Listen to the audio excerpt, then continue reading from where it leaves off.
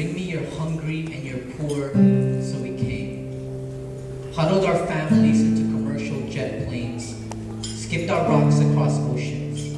Picked them up on western shores. Stacked them into homes.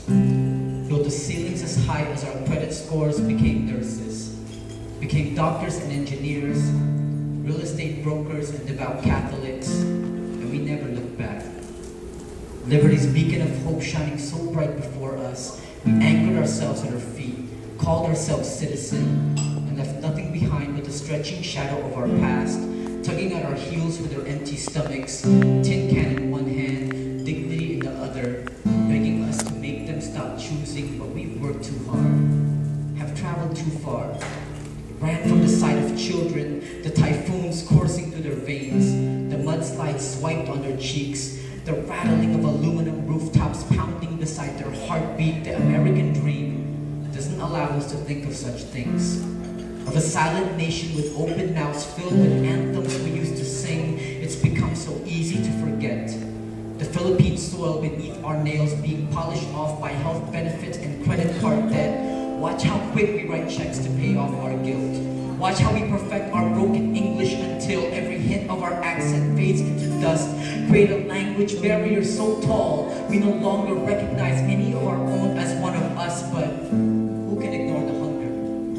Who can ignore the rumbling of stomachs that echo from home? The weight of their bellies heavy from swallowing stones, searching for Jesus in our eyes that we may turn those stones to bread. But we chose to stay silent instead. As if the mountains of garbage could never reach our doors.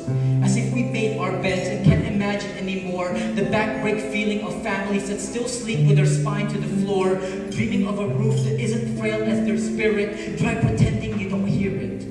When a 12-year-old girl holds her screams beneath the body of a man whose wallet looks a lot like next week's dinner, and the mother who has to wash that bloody skirt in the river, her tears falling into the current, brought over to our beaches with the morning tide. How long before we realize there's a reason the ocean tastes salty? There's a reason church pews feel so hard on our knees. The weight of our conscience laying heavy on our shoulders, breathing down our necks, and we wonder why every time we dip our fingers in holy water to genuflex, the reflection staring back are the faces of prayers unanswered. Every time we bow down at the altar, the Eucharist melting on our tongue, our shadow is the shape of young boys, backbent searching for scraps of food behind restaurants. Did you know they make their living by refrying those scraps and sell them to the people in their village?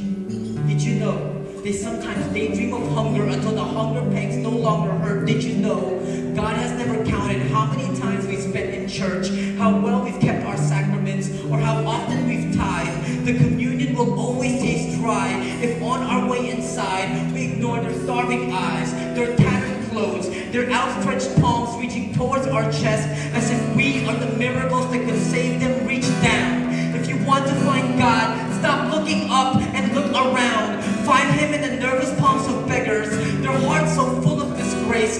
Find Him in the wrinkles of our grandfathers, rolling into rice terraces on His face. Find Him in the broken smiles of parents, trying to explain why their table isn't as full of others.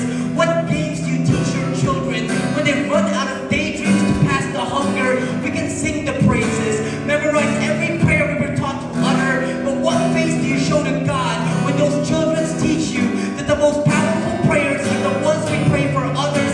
Pray for that. Pray for the rocks we were meant to throw back. Stack the stones until the hunger doesn't rumble, until the tables are set, until the children's laughter rises into the anthems we will no longer forget. Stack the stones.